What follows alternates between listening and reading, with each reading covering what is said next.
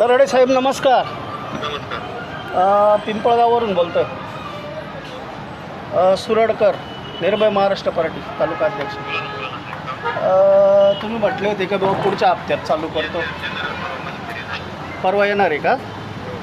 धन्यवाद साहेब. परवा नक्की येईल ना? पण ओके साहेब, ओके. काय झालं ते?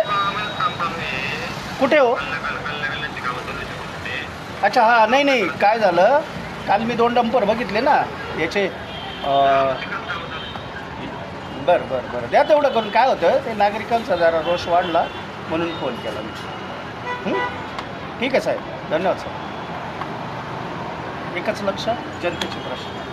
तर जो बेहेड रोड पिंपळगावच्या स्मशानभूमीपर्यंत, म्हणजे बेहेडपासून पिंपळगावच्या स्मशानभूमीपर्यंत ज्या रोडचं काम चालू आहे ते दिवाळीच्या आधीपासून बंद होतं.